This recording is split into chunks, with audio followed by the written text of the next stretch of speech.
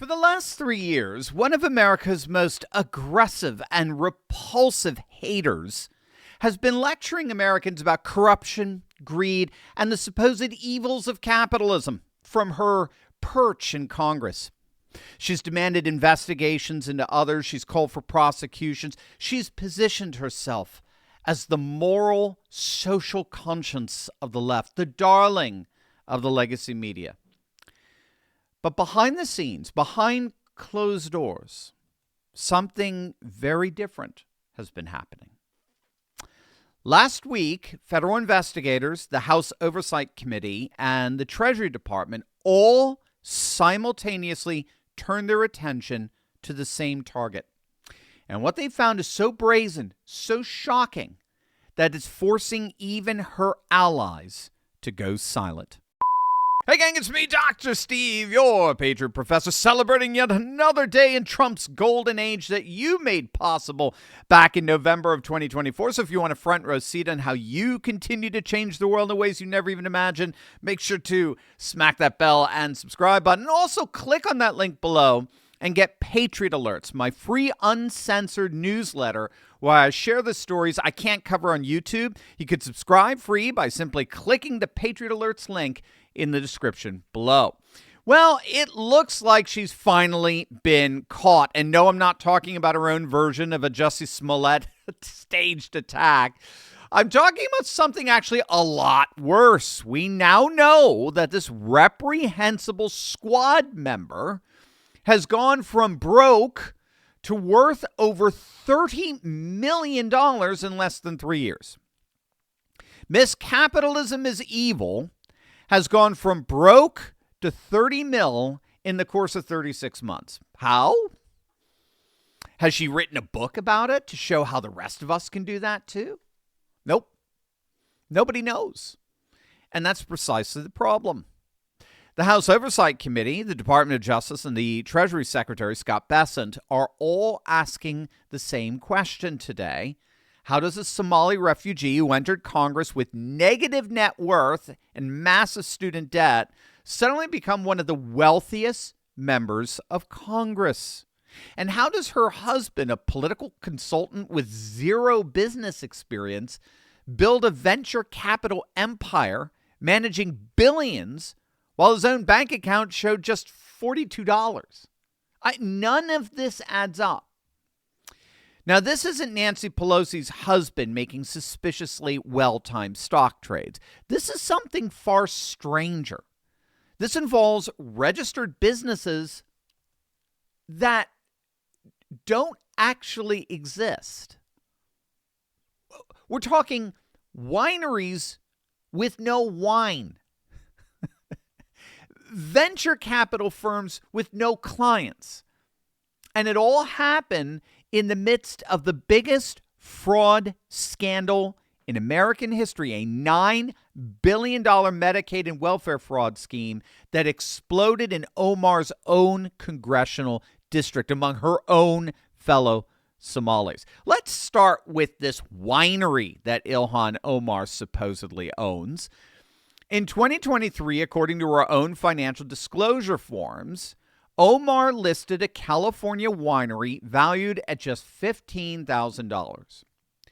1 year later, that same winery was suddenly worth between $1 million and $5 million in 1 year. Now, investigators reportedly went looking for this winery, and what they found shocked them. They found an empty parking lot, no operational business, no employees. The website lists 0 wines for sale. The company's social media went dark in 2023. Phone lines are permanently busy.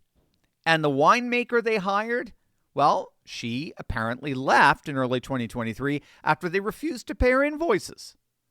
And to make this all the more ironic, one of the only wines this company allegedly produced was called the Devil's Lie. I mean, you cannot make this stuff up, but it gets worse. In 2023, a Washington, D.C. restaurant owner named Naib Mode invested $300,000 with Omar's husband, Tim Minette, after being promised a 200% return in 18 months. So that'd be $900,000 total. Pretty good. Plus 10% monthly interest.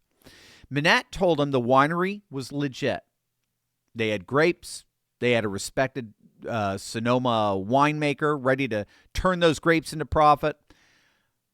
Needless to say, Mode never got his 200% return. He barely got his $300,000 back. He sued Omar, I kid you not, for fraud, surprise, surprise, claiming Minette and his business partner fraudulently misrepresented that their winery was a legit company, when in point of fact, it basically didn't even exist. But the winery isn't even the biggest red flag here. That honor goes to Rose Lake Capital, Minette's venture capital firm. This is where things get absolutely insane, and it looks like this is where the walls are finally going to be closing in on Ilhan Omar. But you know, this fraud and corruption goes way beyond fake wineries and capital firms. As many of you know, it's even made its way into our healthcare. Now, did you know that Alzheimer's isn't waiting for old age anymore? It's spreading, it's accelerating, and it's showing up decades earlier. Early onset dementia and Alzheimer's are on the rise. Reports show a 373% increase in diagnoses among 30 to 44-year-olds and a 311% increase in 45 to 54-year-olds in the United States in recent years. But when doctors attempt to treat these brain diseases, they often focus on medicating the brain itself, addressing symptoms like Band-Aid rather than solving the root cause. Alzheimer's disease is driven by chronic inflammation and oxidative stress, which damages brain cells and triggers the buildup of toxic proteins. Now, these same destructive processes fuel neurodegeneration, cognitive decline, and even increase cancer risk, yet they're rarely the primary target of treatment. The root cause of many brain disorders is found in the gut microbiome. Groundbreaking research now links gut bacteria directly to Alzheimer's disease and shows that what we consume plays a defining role in not just cognitive but overall health as well. Numerous studies suggest that the number one thing you can do to combat these chronic diseases is to consume kimchi. There's so many bioactive compounds in kimchi that have been found to improve cognitive and memory function by targeting amyloid beta. That's the main sign of Alzheimer's disease that forms those sticky plaques in the brain. Notably, these same protective mechanisms are linked to reduce cancer risk with kimchi's ability to suppress carcinogen activating enzymes. So that's why Brightcore created Kimchi One. It delivers all the benefits of real kimchi in convenient capsules. No taste, no smell, and no GMO. 100% made right here in the United States. Today, you can get an exclusive offer by clicking the link below for 25% off your entire order, or for the best deal available, call my friends at Brightcore for up to 50% off plus free shipping. You'll love them. Call them now at 888-597-0233. That's 888-597-0233. Call them right now. According to court documents, Ilhan Omar's husband's Rose Lake Capital had $42.44 in its bank account in late 2022. 2 years later, Omar's financial disclosure valued the firm at up to $25 million. Now, how did a firm with $42 to its name suddenly become worth $25 million in a matter of literally months? Great question. Again, nobody knows, because Rose Lake Capital appears to have no clients, no disclosed investments, no SEC registration as an investment advisor. The firm's website lists vague language about bespoke solutions and exclusive partnerships for global entrepreneurs across 80 different countries, but there's no track record, no M&A deals, no evidence of any actual work. In fact, my state of Delaware, where Rose Lake Capitals Incorporated, they canceled the registration for Omar's husband's investment firm for not paying its back taxes. It owed more than $400,000 to Delaware based on what they claimed they were worth. But it appears they don't have the money, or they're not disclosing where the money is. I mean, it's frankly beyond insane, and it's catching the attention of both the financial world and law enforcement. Here's Steve Forbes. This is really weird stuff. Well, weird is not the word for it. There's another word for it called crooked. And that's why we have to have an investigation into this. As you know, the Biden administration started examining her finances and that of her husband. And so surprise, surprise, that investigation went nowhere. But it's amazing how people can go into Congress and then become these entrepreneurial investing geniuses where they come in. She had under $1,000 of net worth and her husband didn't have much, and suddenly now they're multimillionaires. Is there a money laundering operation here? And in terms of the firms themselves, they have a sketchy background. That winery in California that she and her husband own, where did that come from? Where's the wine there? And nobody can seem to find it.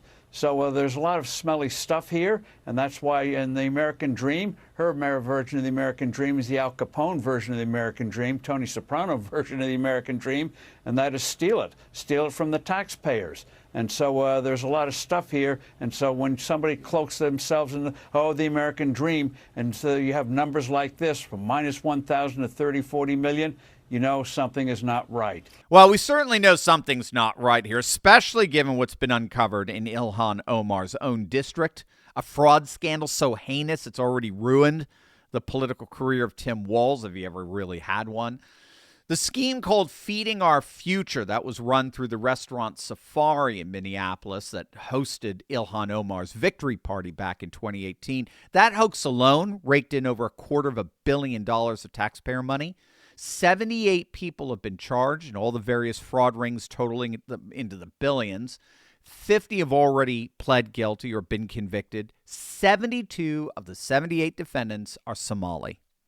Federal prosecutors now estimate up to $9 billion, that's a billion with a B, has been stolen from Minnesota's Medicaid and welfare programs through organized fraud schemes. Fake daycares, fake autism therapy clinics, fake homeless services. Hundreds of providers recruited children, if you could believe it, from Minnesota's Somali community. They got them falsely diagnosed with needing services, paid their families some kickbacks, and billed the government millions. And now almost every agency department of the federal government is involved in its own investigation into this Minneapolis fraud. The agricultural department because it involved food. What's left of the education department because it involved learning or learning centers, right? The SEC because of interstate commerce, health and human services because it supposedly involved kids with special needs, Homeland Security because it involved so many Somalis, the DOJ, the FBI because it involved money laundering. I mean, virtually every federal agency has the Treasury Department, right, because they supposedly sent money overseas and remittance payments back to Somalia. Every federal agency has a vested interest in prosecuting and punishing the people involved in this multi-billion-dollar racket. And who are we finding at the center of it all? None other than Ilhan Omar. Investigators are looking at all politicians potentially connected to the fraud in Minnesota, and Omar's fingerprints are everywhere. Her campaign photos show her celebrating election night, the restaurant of one of the lead defendants of the Feeding Our Future case. Her district was ground zero for the fraud. Her campaign received contributions from the fraud, and her husband's companies are crooked beyond belief. And now, the explosion of her own reported net worth. These are all now the objects of federal investigations. Unbelievable. For years, Ilhan Omar lectured Americans about greed, corruption, and the evils of capitalism. But it turns out she might have been running the biggest grift of all, using fake businesses to launder money while her constituents were stealing billions from taxpayers. The walls are indeed closing in. Butter the popcorn. This is going to be good.